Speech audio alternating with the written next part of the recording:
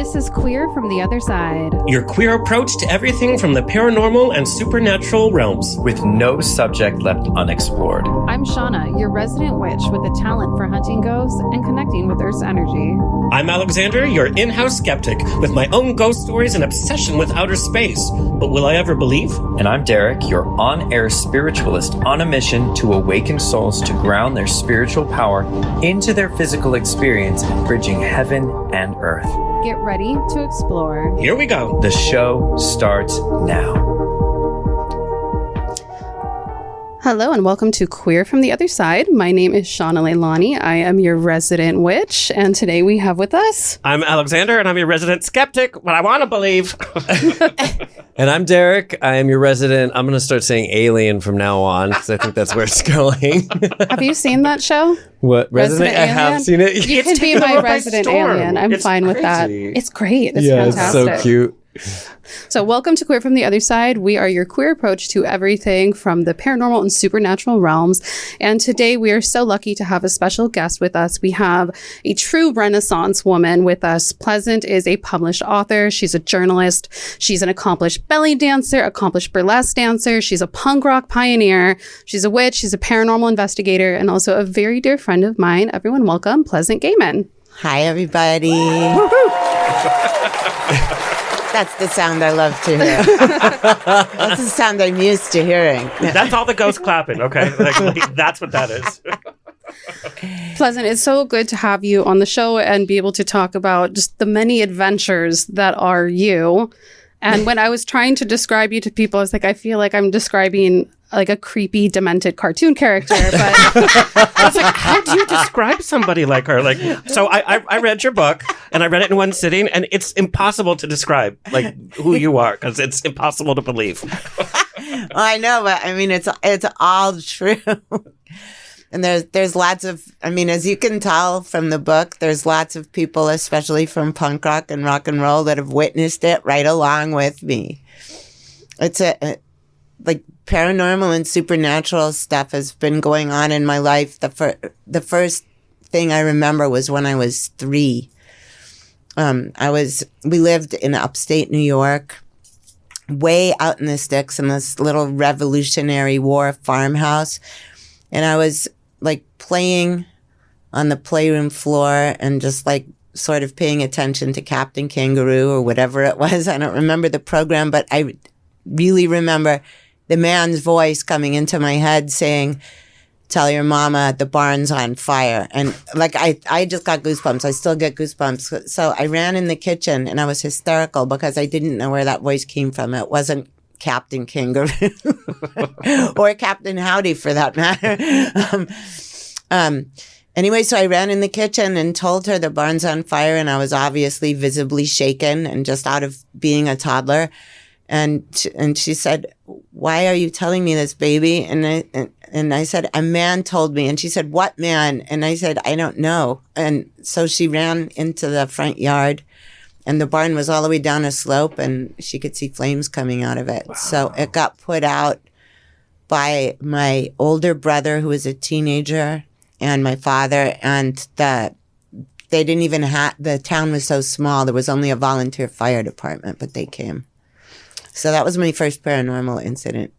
And you talk in the book about this psychic voice that's been with you all your life, and it's something that you hear. What is the psychic voice, do you think? Is it guardian angels? Is it aliens? Is it a ghost? Is it your own subconscious? I don't think it's my subconscious, because a lot of times it's a man and sometimes it's a woman, and I don't recognize their voices as anybody I know. So I didn't even know, because I'm 65. I lived a really long time when there was Damn, you look good for 65, and all the drugs you did? Damn! Well, over retinol, it's all about LSD, let me tell you. No, I'm a testament to the fact that sun will do damage to your skin, because I didn't see it for like 35 or 40 years. You did live life as a vampire, like waking up at 3, 4 in the afternoon, and then you're like, you were a vampire. I know. But anyway, yeah. So that was the first. So anyway, the voice, I don't know where it is. I think it might be ancestors or it might be guardian angels, but it's always been there. And then I heard it on other times, like when I was like in junior high, and we would always like go in the woods to smoke dirt weed because that was all we could afford. This was What's dirt weed? Is it weed? No, it's just terrible pot. It's like a 3-finger lid of dirt weed. What we called it on the East Coast. Did you have to go pick all the stems and seeds out of it? Oh hell too? yeah! That song, no stems and seeds that you don't need. Acapulco Gold, which we didn't have access to, is badass weed. But so we were walking to get stoned, and all of a sudden the voice came into my head, and it said, "Go home now." And so I just stopped and I just obeyed it, and everybody got busted. And I mean, everyone was minors, but everyone got detention and everyone got punished by their parents, but not me. And for some reason, nobody even thought that I ratted them out, because I didn't. But there's so much activity that I've heard in upstate New York that deals with paranormal stuff, but on other areas too, like extraterrestrial. I mean, many I'm going to tell you an extraterrestrial story. You know what? I didn't even know that until I was already living out here. I moved here in 1975, but I didn't know that upstate New York was like a hotbed of like alien sightings. I didn't know either. Yes. Okay, so now I don't want to go there anymore. Of course you want to go. No, I'll tell you the story and you'll want to go. I wanted to go. Okay, so I asked my mom if I could see Lassie. This was like, this was in the middle of November. So it was like 5:00 and it was already dark. And she said I could if I put my pajamas on. So I ran upstairs and I was all excited that I could stay up to see Lassie. I'm sitting there putting my feet pajamas on, and all of a sudden my whole room, which, like I said, was in the middle of the sticks. There was nothing around us, no street lights, my whole room went yellow, and I hopped up. I almost demonstrated this, but then I realized we're on a podcast and I have headphones on. Anyway, I hopped up and I was pulling up my foot pajamas. I hopped over to the window, and everything, like we had a big pond, and then beyond it was the trees. Everything was yellow out there, and there was this giant, like acid green or bright yellow thing going through the air with orange flames coming out of it really slowly from left to right. I don't remember what the directions were at the place that we were at, but I went running downstairs screaming, "Mommy, mommy, mommy." And I was excited. I wasn't scared, but I'd never seen anything. I knew it was something special. And when I was like pounding my way down the stairs, she was at the window in the living room with the landline phone on the really long cord in one hand, holding her hand over her heart. And so she called the sheriffs to report this. And because it was a small town anyway, even though we lived outside of it, and everyone knew each other's business. So the sheriffs thought that, like, they knew that my father was always in New York City, and they thought she was just drinking with her toddlers. But then they called her back like 2.5 hours later to say they'd gotten like hundreds of reports of it. And apparently this UFO or UAP, whatever they're calling it nowadays, started at Niagara Falls. People had seen it there. And then it made its way like into America, sort of, from that part. It put out all the power on the entire East Coast from Niagara Falls to Maryland. Wow. And like just thousands and thousands of people saw it. They had to, this is from research I did as an adult, they had to ship, the New York Times had to like truck all their papers to Ohio to get printed because there was no electricity anywhere on the East Coast. That's insane. Well, and electricity is something that you know a lot of because you suffer from, I forget what you called it. Yeah, EPK, but you called it electrical disturbance. I called it, that's what I used to call it my whole life until I knew that it was called electropsychokinesis. So it's EPK. It's like what Carrie does, but I don't do it with objects. I can fuck up electricity. And honestly, even before there was an internet, but when people were experiencing me like fucking up all their electronics, sorry, I just said fuck, but I guess it's a podcast. And you just said it again, so say it again. I swear on my podcast all the time, but okay, I got casual there. Anyway, I started thinking that my electrical disturbance, as I used to call it, came from seeing that alien craft. Oh, and you think it kind of put you in a different tune? I really think so. I mean, because I saw it and everything was yellow. I was just right there. I don't know what it looked like to people in New York because there was no, when I was Googling it on the internet, there was no descriptions of people. But out in the sticks, I just told you what it looked like. And no one else in my family has the electrical disturbance or the EPK. When did you first start noticing that you had this and this was something going on for you? I had it a lot all my life. Like things would mess up, but it wasn't frequent until I was an adult and I was around a lot more things. Like one time, okay, here's the first time I really did notice this was I was, again, this is a childhood story. I think I was about 9 and it was the first beautiful spring day of this season. And everyone was playing kickball out in the street and I wanted to go and my mom told me I couldn't, unless I dusted. So I was like going through the house trying to be thorough because she was always like, you're doing a slipshod job. And so I could hear them and they were having so much fun and I wasn't done with everything. She'd go, you missed this, you missed that. And then she went into the kitchen for a second and I was in front of a lamp and I was dusting the table that it was sitting on and the light bulb exploded. Wow. And she came to me and she started screaming at me like, why did you spray the pledge on the light bulb? And I didn't even know that would have caused it to do it. I said, I didn't even touch it, which is what every kid says. Yeah. and she didn't believe me, so I got grounded. But I do have a question about this because I do know that you've struggled with this through your life because it's incredibly inconvenient, but the things that you can drain on accident when you're just, stressed and having a bad day.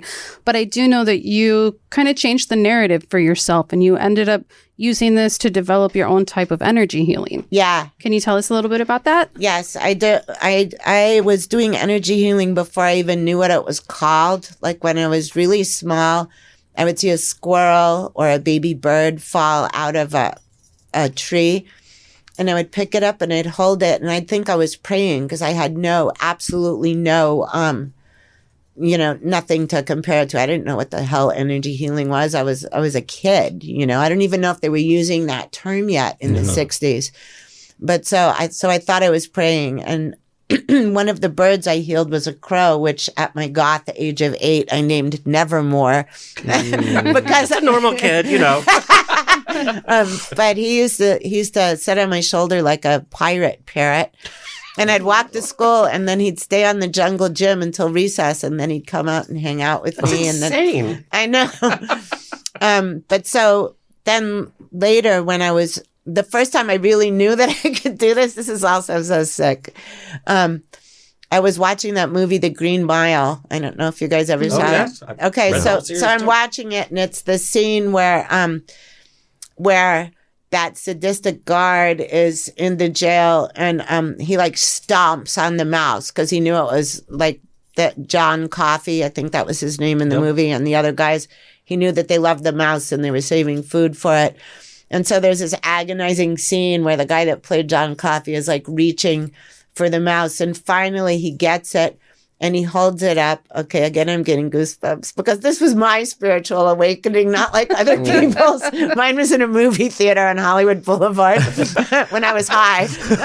But and there we go. Well, it's on brand with my book. But anyway, so he holds it in his hand and he blows onto the mouse and these little sparkles came in, which was the only animated part of the film. And everyone in the movie theater is going, "Aw." But inside I'm going, "Oh my God, I can fucking do this. I can do that. I know how to do that." Like that was how I realized I could, that it was a thing, not just with me. Because there was still no internet then. This was whenever that movie came out. Now, this type of energy healing, where do you think it manifests itself? Do you think it's just being in tune with Earth's magnetization or whatever? Do you think it's a divine power? Do you think, your brain controls it? Like, where do you think this power comes from? I think it's a gift. I mean, just like I think my psychic abilities are a gift. I have no idea where it comes from, but I know that it always comes. And the odd thing is, when I didn't even tell people about it, like people would say, "Do you do Reiki?" And I'd say no, but I can do energy healing. So privately, I was calling it fakey because it wasn't Reiki. And then someone said, "Don't say that because it's going to seem like you're not, But a lot of people have told me it feels like a TENS machine. You know, those electric physical therapy, which just blows my mind because I think it comes from the same source as the EPK. So people can feel it like that? Yeah. Wow. They've said that. I remember one time we were standing outside of a venue getting ready for a show, and I had thrown out my pelvis like a couple weeks before. So she was like, "Oh, here, you want some woo-woo?" And she's got a cigarette hanging on her mouth. She claps her hands together, just rubbing it. And I'm just like this, and I'm in like a glittery thong, and everyone's probably just walking by like, what on earth is happening? But you know what? I was like, oh my God, that feels so good. I'm like, if only like we had like a visual of that, but it does. You can physically feel it like as it's happening. Wow, it's trippy. so cool. And now I know it's from aliens. So now I'm very, I know. I'm like, literally thinking about that. I'm like, there was something with that whole experience. you guys know how I feel about aliens. And I'm like, God damn it, I have alien healing and I enjoy it. But like in scriptures from any type of religion, there's always a healing component. There are healers in every faith and every religion. And, what you're talking about sounds like it's very unnatural occurrence. It's been going on since day one. Maybe Jesus was a healer of some kind. And the Egyptian, we just talked about Egypt last time. And there there just wasn't electricity there. So he had nothing to compare it to. And no movies and no electricity. I do want to talk about, speaking of Egypt, I want to talk about your time in belly dance and all of these things, because Pleasant, like you've lived 100 lifetimes in this lifetime. You are one of the pioneers of punk rock in Hollywood, which also your book is called Rock and Roll Witch. So it's just like, there you go. It really is a part of your life. The same thing with belly dance and all of these different situations and communities that you found yourself in. What is your experience as a queer woman through these decades dealing with these different communities? Well, the belly dance community, when I first started dancing, which was in 1989, I thought they were all going to be like wild, beautiful pictures I'd seen in National Geographic when I was a child. I thought that it was all going to be like total glamour, but a lot of the people that were in the belly dance community who weren't professional were just like housewives from Orange County and stuff. And so, and I did not look anything like any of them. And then I was trying to keep the whole rock and roll thing under wraps. But people found out about it pretty much, just like when I was trying to have day jobs back when I had it, I was trying to look normal. I'd borrow my mom's clothes, but people would still somehow know that I was into punk rock and roll. It must have just been my aura.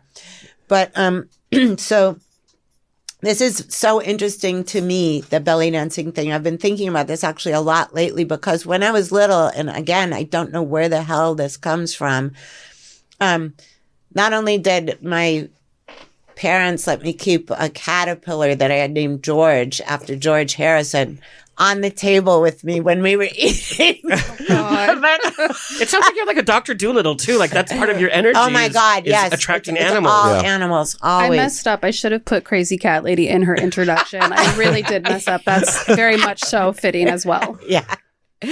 My boyfriend even wrote a song called that. See? About me. So aside from the caterpillar, and I really don't know where the hell this came from. I've been trying to figure that out for ages. My mom was a non-practicing, like, Jew from Kiev. That's where her whole family came, now called Kiev. But in those days, we pronounced it the Russian way. And my father come from non-practicing Mennonites. But I would stop to pray to merciful Allah at dinner. Like, I have no clue where that came from. This was when I was like 4. And I didn't remember that until I was like way, way, way, way later. When the first time I went to Egypt for belly dancing, I stepped off the plane and I started crying as soon as my feet touched the ground. So that really made me believe in past lives. I mean, I knew that there was such a concept of that, but I didn't think, oh, what past lives have I had? But then I remembered that. Why when you're 4? How is that possible? That makes sense to me because kids are just from across the veil, right? They were just there. So I think it's really great. Like if anyone has access to a child at home that's of speaking age. Who needs them? I can't stand kids. Ask them though, like, no, they do can you tell remember? you a lot of Yeah, things. they can tell you. It's really cool. If you ever like meet a kid that's really young but can talk, ask them like, what do you remember from your past life? Or do you remember what it was like in your mommy's belly? Like it's a trip to hear what they'll say because a lot of times they do have those memories still. I said that to my niece, like as soon as she was talking, I said, do you remember what it's like in your mommy's belly? And she just looked at me and she said, it was dark, not like before. Whoa, okay. Yeah. That's a trip. Yeah. So I think, if you can ask little kids, so it makes sense that you were connected with that at such a young age, at 4 years old. Yeah. It's your past life talking through you. That's I'm it. convinced. That's exactly what I thought. I mean, I really did think that when I was thinking back on it, So your whole life has been very, very intuitive, very, very magical and sideways sometimes, and you've just kind of owned it and you've really went with it and just let it all be natural. But things that you're talking about, like hearing, let's call them your spirit guides for lack of a better word, you're hearing your spirit guides, these things. At what point did you realize in life, like, other people don't have this? This is just you. That I realized that pretty early on, and I also tried to hide the electrical thing, which like I thought I was doing a good job of it, because also I'll tell you guys and the listeners that there like people that study parapsychology and people that just start are professors and authorities on different subjects. They understand that electropsychokinesis is a thing. They regard it as an actual thing because so many people have it, but they haven't been able to recreate it in labs because it usually happens either when you're very excited or very angry or sometimes when you're tired. And unless you can create those exact things, you can't, you don't just go, I'm going to blow out that light bulb. Although I did do that once. I said it to someone. I said, watch, I'll blow out that light bulb. And this was on a paranormal investigation near the Suicide Bridge in Pasadena. And there was a light where, and she said, how are you going to blow it out? And I just went, and it went out. And she screamed. Well, and I've heard of like the military trying to harness this power. We those conspiracy theories, but the military has all these angry kids and they're trying to with the weird things on their heads. Like I've heard that conspiracy theory. I've heard that too, and they've tried to do the army is really into remote viewing and stuff. Yeah. But for spy work, and I've heard that they've instituted a lot of psychics for spy work. Yeah. I think it's so interesting because my partner, I'm just reflecting everything you're saying because he's from Harpersville, upstate New York, and he and his brother are both twins. They're actors here, but they both my have sisters these. are twins too. Oh, really? Yeah. They both have all these experiences that they've shared, and I do past life work and all these workshops, and they're always sharing these experiences with everybody from when they were kids, but they have a connection to electricity as well. No. And they really can affect the electricity, especially my Wow. partner. When he gets mad, he can get, Yeah. he's an Aries. So when he gets mad, he can affect the energy of a whole space. It's wild. Is that what happened to your hair? That's literally what happened to my hair today. So, But you don't want to get them angry then. right.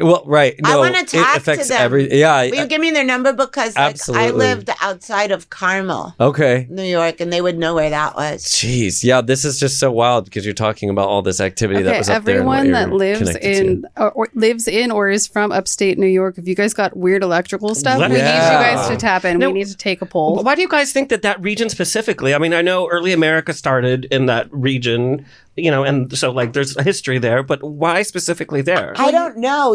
I honestly don't know. But like Whitley Strieber also wrote in one of his books that upstate New York was a hotbed of UFO sightings, And I don't know what it is. There's a lot of caves there. We had caves on our property. Our property that we had, which was, it's now probably like a bunch of like those mini mansions that are out here, but it wasn't even near the city of Carmel, which wasn't a city, you know, and like. So I would just tell people, oh, I live where Don Draper from Mad Men lived. Like it was just, just somewhere up there. But there was a lot of caves there on our property, and there was like this big rock quarry that had been abandoned like at the turn of the century. So I don't know. There was a lot of undergroundy stuff, as in literal underground, going on there.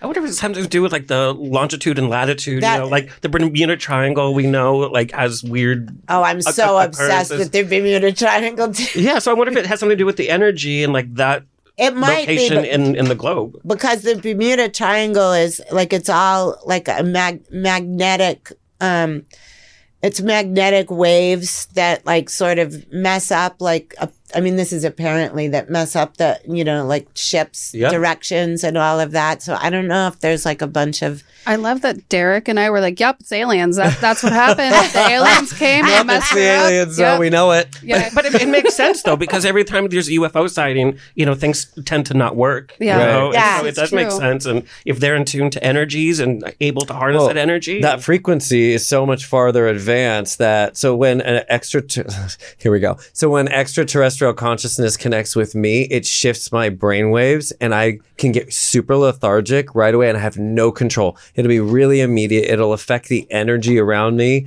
and my own energy field. So if we think about something like a ship coming and doing some kind of activity, think about how much that can affect the area and the people that are most susceptible and open as a child in that time. So there's something layering in with all of this, like the effect that other higher consciousness can actually affect people's energy fields. It's funny that we're talking about this in aliens and we're not relating it to faith or religion at all. And so, Pleasant, I want to know, reading your power with tarot and your premonitions and dreams and your psychic voice and your EPK, do you tie that into a faith or a spiritual belief at all? I'm really spiritual, and not just in a spiritualist way. Like I've always been. My mother let us go to like any kind of churches we wanted to when we were little because it was the 60s. And so, the town was very like Polish and Italian Catholic. And I wanted to go to those first because the confirmation dresses that And hey, you get wine at church. And we know we liked your booze. I just want. That's my motivation. If you ever know I'm going to church, it's because I'm hurting It's for the some free wine. booze. It's open bar at Jesus' house. Because all the Italian girls had like those dresses that were covered in pearls and iridescent sequins, and I wanted one. So I went to those, but like we went to a Jewish temple because my mother's side was Jewish. But I believe in a lot of the spirituality of nature. I love like Islam for some reasons and not for others. But the early Islam, like Muhammad he woke up and there was a cat sleeping on the arm of his robe. So he cut the arm off, of the robe off, so he wouldn't disturb the cat. And I was like, that's my kind of guy. But I'm interested in religion, but I'm not interested that much in organized religion because a lot of it seems toxic to me. But just the things that people worship or like old religions and things like that, it's really, really interesting. I love it. I love hearing about it. So part of your spirituality is also tied in with witchcraft. Yes. Which we actually met through the dance community, but very quickly we tied witchcraft into that. Yeah. Do you want to tell them a little bit about Belle, Book, and Candle and its conception? Yeah. Well, I had a dream that my favorite movie when I was small was Belle, Book, and Candle without the E, with Kim Novak. Mm-hmm. She was playing like a sort of a with it groovy like sorceress in the East Village. And so I had this dream that was like Belle, Book, and Candle, which had been my favorite movie, but it had women in it that were sort of rock and roll and punk rock and doing really witchy things. It wasn't exactly like the club in the movie. It was a burlesque show. And then Shana and I knew each other from the Green Man, but when you called me, I didn't know that it was you, because like my name is not a regular name, but Shana, there's a few Shana, so I didn't realize it was you. And then when she came, she had a number called Voodoo Housewife. And then seriously, I've said this before, I've said it in the book, that you took direction better than anybody I've ever taught. Like immediately you got things. And You're literally the only person that will ever say that about me, just so you know. but no, for dance direction, maybe not for other things. No, but when I would tell you to like lean your arms this way, or like take a step there, you just replicated it. And some people can't do that ever, and some people can do it, but then they don't remember to do. Your natural aptitude for dancing was pretty extraordinary to me. Thank you. Well, we met. We did a private lesson for this Voodoo Housewife act that I had, and we were just talking, and this is terrible. Like, just preface that we bonded over the fact that both of us thought that Richard Ramirez had really sexy cheekbones. You gotta call them as you see them. I mean, those cheekbones were for real. Yeah. Killer cheekbones. Wait, I have to tell you something, though. This is so crazy. This was like, I don't know, about 2 years ago or something. Coyote, my boyfriend, showed me a picture of Richard Ramirez when he was young. And he said, look, this looks just like you. And it did. I was horrified. I should have sent you that picture. You should have. Through that time, she told me, well, she hadn't told me about her dream just yet. I ended up producing like a birthday burlesque show. I asked her to come dance at it, and she did. I was obliterated through the entire thing. And I remember at one point, we were in the dressing room, and I was like, Pleasant, when you die, I'm going to have a seance and let you possess my body. Yeah. Oh my I have God. Just the normal things you say. yeah. So she gave me like a day to sleep it off because I really needed it. Oh, yeah, I had to. Because her party that she had was exactly like my dream, except it was in a dive bar in Northeast LA, and not in a place that had like a stage and good lighting and stuff. But it was called Tatas and Tarot, and we had, it was in a haunted bar. You've been there with me, actually. Yeah. We had tarot readers, all of these things. So she called me like after I was well past my hangover and was like, hey, we need to talk. And we came up with the concept of Belle Book and Candle together, which was going to be a witchcraft themed burlesque show, but by witches, with witches performing in the show for witches. So it became like a collective pagan and spiritual like hotspot of Los Angeles. Yeah. And even just how the whole thing came together was like many things in your life. It just kind of flowed through a series. Boom, boom. I know. Here's something. You know the call with Lena LaCara? That you don't know it, but okay, so excuse me. Godzilla. Was that a demon? No, I was channeling Godzilla because I have allergies. Godzilla was one of my first crushes. Yes, it was. Or yes, they were. Yes, they were. I'd hit that any day. No, anyway. Kinky. What would you call that kink? It's not kinky. It would have been true love. True love? Okay. I was going to say King Daddy. Okay, so right. Yeah. Okay. Now, wait, I have to recover from that. I just had a hot flash of a Godzilla. I think I felt that hot flash. Yeah. As he burned Tokyo with his radioactive flames. So Shana and I were looking at venues all over the place, and it always either had like no stage, but a great place for psychics and vendors to be, or it had, the opposite. It was not the conglomeration. And finally I was getting frustrated, but I'd been out of town touring for like 15 years. So I didn't know all the venues. We were going to all the new venues, but I kept thinking, I want to do it at El Cid.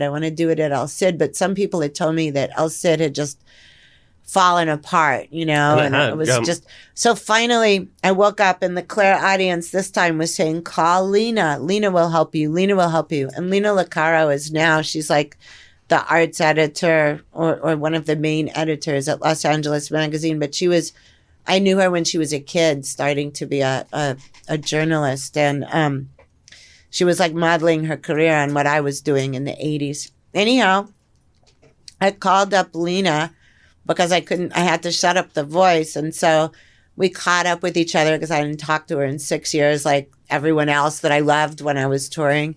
And so she said, what was the idea you wanted to run by me? And so I told her the whole idea of Belle and Candle. And she was like, wow, that sounds amazing. And then she's like, where do you want to do it? And I said, that's how I thought you could help me. I've looked everywhere and I can't find a place that's got the right configurement. But I keep coming back to one place. And she said, what place is that? And I said, El Cid. And then the phone went dead silent. And I said, do you not think that's a good idea? Because that's what everyone else had been telling me. And she said, did anyone tell you I started booking it last night? And I screamed so loud, she dropped the phone. So that's how it came on a Wednesday. She gave us a Wednesday that was 2 weeks from the day that I talked to her.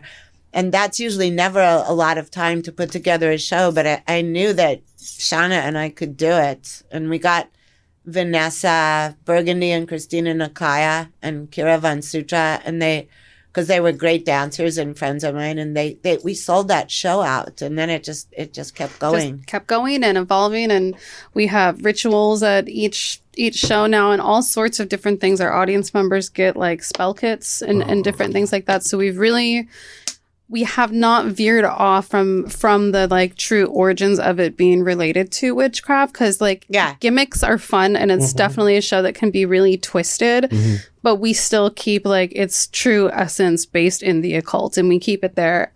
But even better, the venue's haunted. I was just going to say. That has so much history. Okay, let me tell you the thing that happened. You know this, but you weren't backstage at that time. So it was me and our stage manager and our MC. We were back while a girl was on stage and she was dancing to really loud metal music. And all of a sudden, like we heard breaking glass. And we're all like, none of us had a drink in our hands, you know? And May, the MC, looked down and she picked up this broken glass, a real glass. And there hadn't been anything like it there on the little table backstage. And then I said, that's weird. And I looked up and I saw the mirror fly off the wall and slam onto the floor and break into a million pieces. But this is the funniest part. Of course, I had a broom backstage because it was Belle and Candle.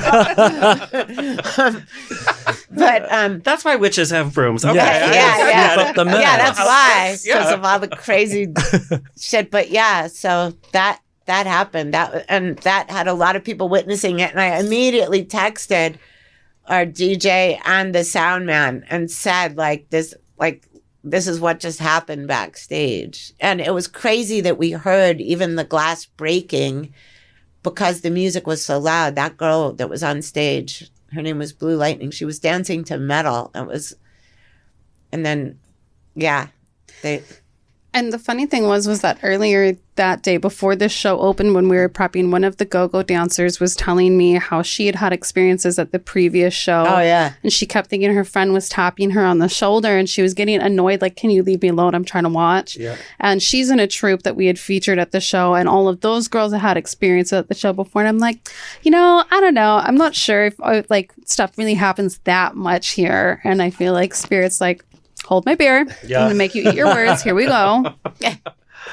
But Pleasant, I want to talk about the duality of, we talked about like the whole show, Belle Book and Candle, you put together. It was like a bunch of good luck or good coincidences. And in your book, you talk about moments in your life where things just fall in place. Like you were able to find your friend in Cairo in like this marketplace. Yeah. But then you also talk about some series of bad luck, like that experience with your boyfriend and I think Arizona. Yes, that was in Arizona, but I killed the cop car with the EPK. Yes, you did.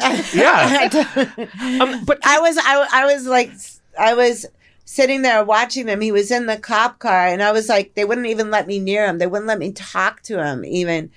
And so I was standing, like leaning against our pickup truck, which I had no idea how I was going to be able to drive it across the desert. And I told them they had to call me because literally there was a screwdriver in the ignition because he was born in Indianapolis. He was all cars. Oh, that makes sense. And Indianapolis. yeah. I love that's her excuse. No, he's all about cars and doing cars. Like I couldn't have driven it, you know. But so I was sobbing. I was like, like, and the EPK would always come on, like when I was very upset or really excited. And then I started seeing the lights of the cop car going up and down in sync with my sobbing. And then I thought, I'm going to kill that cop car. And it just went, "Rrr." And then the cops started having a fight about it. He's like, I thought I told you to service this. He said, I did. I looked at everything. It's in the log book. And they were arguing. And then I was like, oh my God, I killed that car. You know? And so they called a tow truck. And that took a really long, I mean, seriously, we were in the middle of nowhere. Yeah. The closest town had like, the population was like 75 or something. But that was also like 45 minutes away. And the jail they brought him to was like an hour and a half away or something. But can you talk about when the good luck happens and when the bad luck happens? Why do you think so many extremes exist? Like you had the bad luck with that black dog that would run in front of the car. Yeah, that was crazy. So what do you think it is in our lives? Because, you know, we all say, oh, God, I've just had really bad luck this week, or I've had really good luck this week. Where do you think that comes from? Is it our mindset? Is it the world? I think so. With a plan for us? Like, what's happening? I think some of it is your mindset of attracting good luck and attracting like good everything, like good people, like being in the right place at the right time to rescue an animal or, you know, or to meet someone that, you know, turns out to be like a huge part of your life. I mean, I think all of that is good luck. I was never in the negative, fuck this, fuck that part of punk rock. I mean, there was things I thought fuck this about, but I was always like a happy person, not just because my name was Pleasant. That happened because I was a pleasant surprise, by the way. Everyone thought I was going to be a boy named Andrew. And the first thing my father said, what a pleasant surprise. And he said, you have a baby girl. And the first thing my mom said after birthing me out was, I'm not naming her Andrea. I hate that name. Do you think like karma might play into something that we experience as good or bad luck? Like, you know, seeing everything the way it plays out, do you think that maybe some of the negative things that happen in our life could be a karma from another lifetime or something we have done? Maybe there's balances. I do think that. I believe a lot in karma. I know some people don't, but it's karma and like the law of attraction are sort of intertwined to me because you attract what you want. And if you're in a bad mood or if you're very hateful or if you're negative or if you're a pessimist, you're probably not going to attract good things. But that I'm not saying you have to be overly like crazy happy or something, but I think some things do come from a past life also, but I feel like what you're putting into the universe, you will get out of the universe, you know? Like if you're being kind to other people or, you know, just having a good life, I think that sort of helps fate. I mean, there's all sorts of crazy things like, you know, like unexpected events that can happen to anybody, like those earthquakes in Turkey or like somebody getting into a car accident because someone ran a red light or, you know, there's always those kind of things. And some people really do seem like they have charmed or lucky lives. And I'm going to just knock on whatever kind of fake wood this is here right There's some real wood underneath particle board. Knock on particle. Oh yeah, I can feel that wood. I feel like I've had a very lucky life because I've had a couple of bad car accidents and none of them were my fault. But I mean, for other things, you know, like I got very lucky, and I think I think it's just kind of the luck of the draw too, you know. But also, I feel like that the universe. Sorry, my allergies are really gnarly today. I'm not going to make a Godzilla noise. Like, you listeners can't see me. I'm crying out of my right eye. I'm crying one-eyed. And you know, Pleasant, when you were young, you know, you have this fascination with death, and I think like we all glamorize death. You know, like when I was a kid, I used to wear skulls all the time, and I just found it beautiful. And you would hang out like in cemeteries, and it was just this fascination with things related to death. And now experiencing this full life that you've had, what is your take on life after death? What do you think happens to us? I think there is such a thing as reincarnation, or as, you know, I do believe that there could be reincarnation, but I also believe there's got to be a place that, like, all the babies come from, that didn't only come from humans having sex, because a lot of them are really wise, and a lot of them, you know, I used to do a lot of childcare when I was younger for ages, and I know a ton of people that have kids. I don't have any, but their personalities are fully developed. Do you think so? You're a mom. I do. Yeah. I really do. And again, I think that they just come from so recently from the other side of the veil that it makes sense. I actually have a theory that my son is my dad reincarnated from like a series of weird things that have happened like right before I had him, and weird traits that he has of my dad's. Like, it's very, very specific. So I kind of feel like there's something there. And that he never would have seen, because he never would have seen them. And it's just like hyper specific things. It's just very strange. Yeah. And so I definitely think that they do. And, you know, in Strega, in Italian witchcraft, they believe that you are a reincarnation of your ancestors. I believe that too. I mean, like, I never met my grandma Rose, but she was a tea leaf reader, like when they were living in Russia, and then, like, yeah. And now look at you. There we go. Yep. Well, you've definitely, you know, lived a very full and colorful life. And I think part of it, just my theory on Pleasant and her charmed life with all of that and karma and why her life has come out the way it is Pleasant, you are just an unadulterated version of yourself. You have just always been exactly who you are and who that needs to be. You're not ashamed of it. It's just this is it. This is who you are. And you believe in yourself. And when you do that, you know, you can believe and manifest different things. Yeah. Like before we started recording, I was telling them about how you decided to wake up one morning screaming that you should get paid for like different things, and then someone booked you for a $500 gig. Yeah, and then Coast to Coast, how I got on Coast to Coast, that was crazy. You know, that the supernatural paranormal radio shows, I was trying to get on it for ages and nothing was working. And normally their guests are fascinating, but one night there was one that was so boring. I just stood up and I was like, why the fuck am I not on the show? Like, how come someone like this is on it and I'm not on it? And then I said, I need to be a guest on the show. And then I yelled really loudly. And this was just because I was mad. I wasn't trying to manifest something, but I said, put me on the show. I wake up the next morning and there's an email from their executive producer saying, hi, Pleasant. This might sound crazy, but I was cleaning out my inbox and I saw that we had a conversation about 10 years ago. And it was when my book before Showgirl Confidential, but it was Showgirl Confidential before this one, Rock and Roll Witch, came out. And then she said, and I said that you'd make a great guest for the show, but I don't think we ever have you on. If you're interested, give me a call. And I'm sitting there staring at my computer, shaking like I'd been outside in the Arctic. I was just like, because I still get shocked by these things that happen to me, which it sounds dumb because they happen all the time, like all the electrical stuff, all the weird coincidences.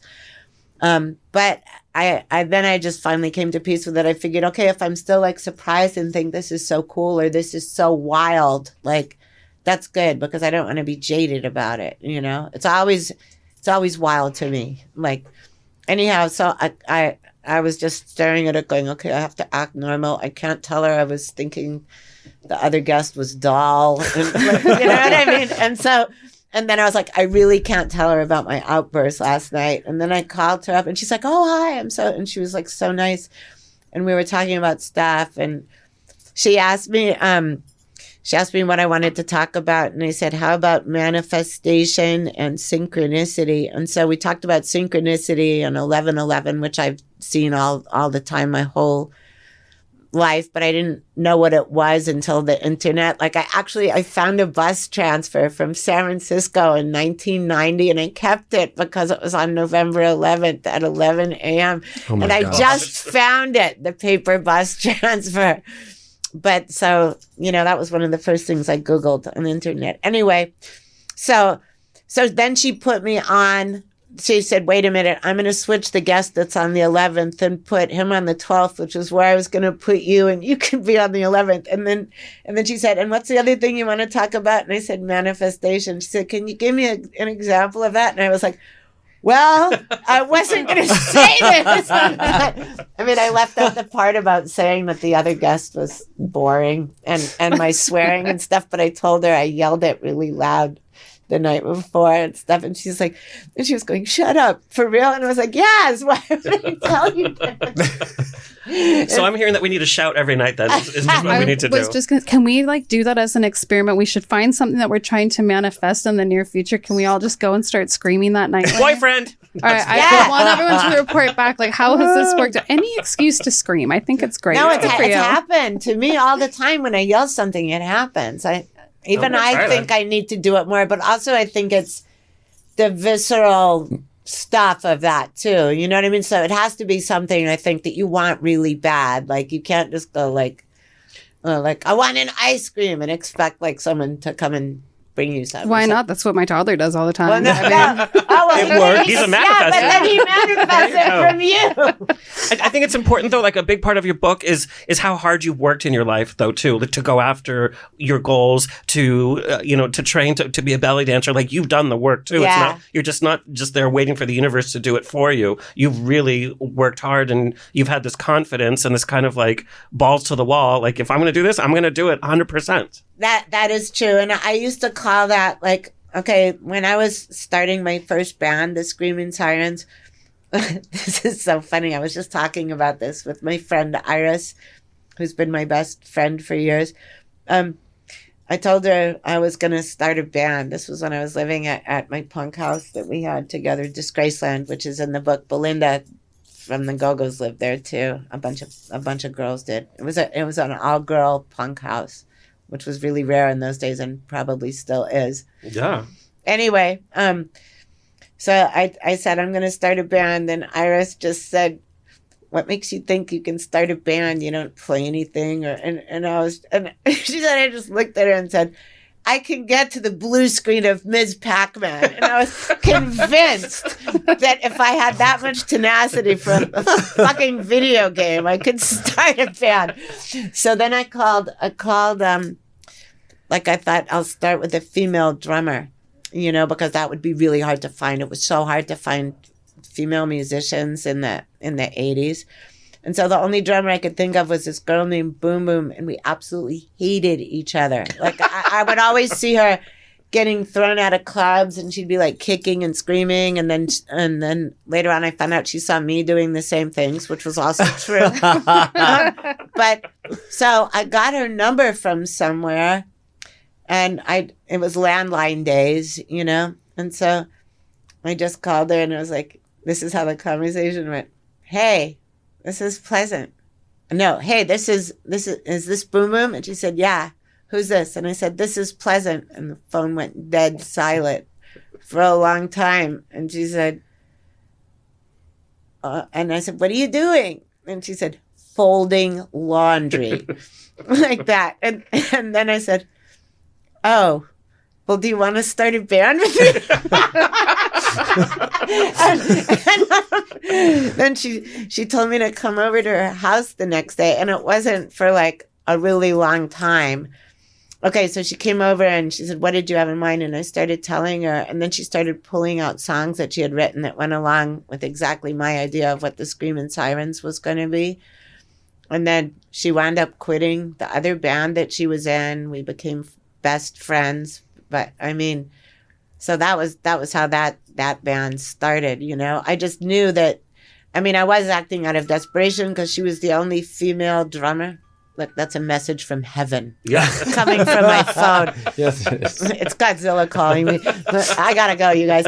No, but anyway, like it turned out to be amazing. We turned into best friends. I think we just had that thing where we recognized too much of each other in each other, but yeah. So that was how that one started, and then we wound up having an English EP out. We made 2 albums. We toured constantly all over America. It was a good band for a long time, for like 10 years.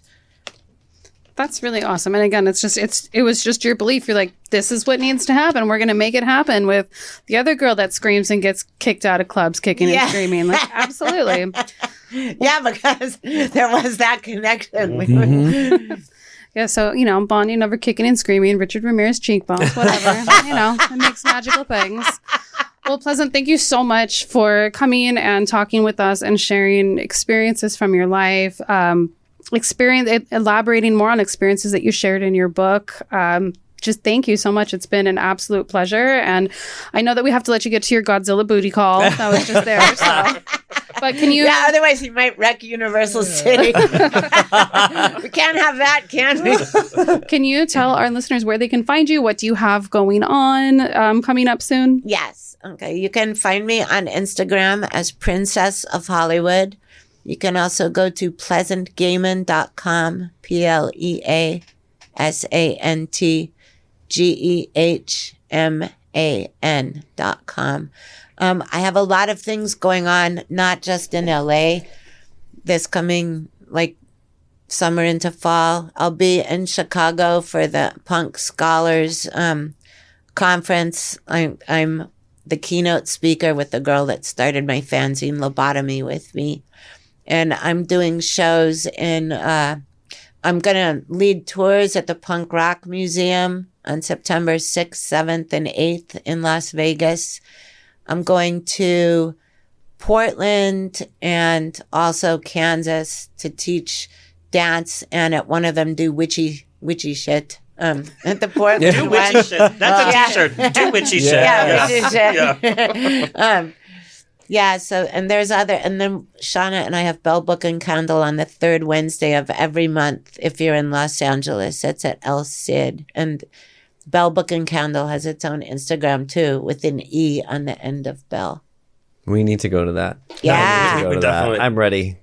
Yeah, come to the next. Oh, and get your book, Rock and Roll Witch. It's available on Amazon. They delivered it right the next day Yes, after I ordered it. you can get it on Amazon, or if you want a signed, kissed copy of it with my DNA on it, so you can get some of this alien DNA. I'll kiss it for you.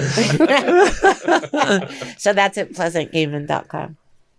Awesome. Well, thank you so much. Thank you for everyone that tuned in. We will see you again soon. If you have any questions, you want to join the conversations, read the blog posts, you can check out our website, queerfromtheotherside.com. We're also all over social media, Queer From The Other Side.